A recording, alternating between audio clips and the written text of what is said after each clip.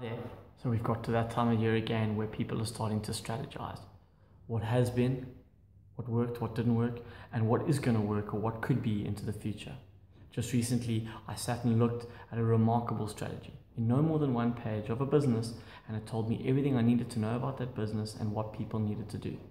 On the flip side, I saw an agenda for a strategic planning meeting just recently that was, if not 5, if not 6 pages of writing. There was no ways they were going to get through that whole agenda in one day, let alone come up with a usable, clear strategy.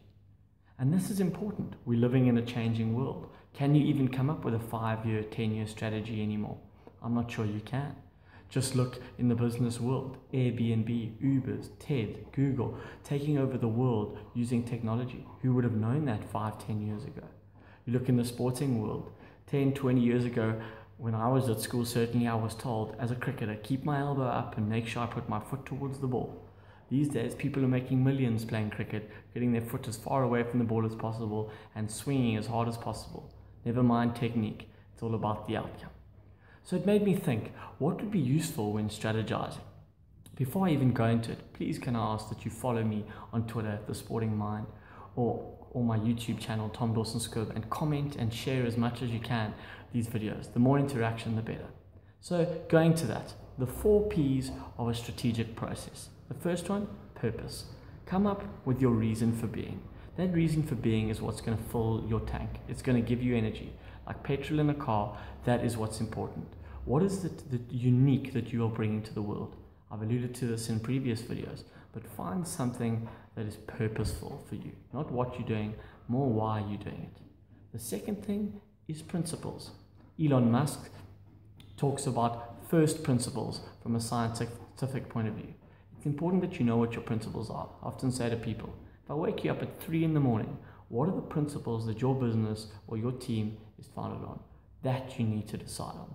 Those things will govern every decision that you make, your principles.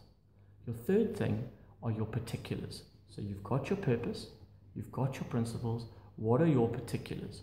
What are the things you have to do immediately in the next 3 to 6 months that will make sure that you live your purpose as best possible and that are governed by your principles, your particulars? The fourth thing and the last P is people. Set up a business or a team that has remarkable people in. More importantly, set up an environment that is stimulating. Get people to challenge each other. Get people to challenge themselves. Create really stretching goals. Create something remarkable for your people. Encourage but challenge. Meetings, but not too many meetings. Really try and find the best people who stimulate each other as much as possible. Then reward glorious failure and glorious effort. There's nothing wrong with failure provided there was effort and thought that went into it. So you've got purpose, you've got principles, you've got your particulars. What do we need to do immediately? And then you set up an environment with your people that is stimulating, that rewards effort, and that celebrates glorious failures. The last thing you then do is you create the mother of all dashboards, a dashboard. People love a scoreboard. People love games. Make sure that you're measuring yourself on a weekly, if not daily basis on your 4 Ps. Are we living our process? Are we living by our principles? Are our particulars, are those boxes being ticked?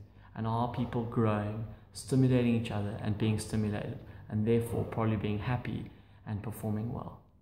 These days, dashboards don't need to be boring.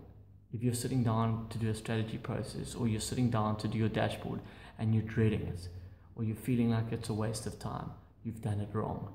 Try and find stuff that's fun. Get people to love their dashboard as much as they love going on Facebook or Instagram or Twitter. So there it is, a strategy process to take you forward. First your purpose, then your principles, then your particulars, and then create the environment for your people and have a beautiful, easy to use, fun dashboard that you can track your performance weekly, daily, monthly, yearly. When you do that, you'll stop dreading your strategic sessions. You'll start loving them, and more importantly, you'll start seeing some great performance. Once again, I invite you to follow me at The Sporting Mind on Twitter and Tom Dawson-Squibb on YouTube. Have a good day. Cheers.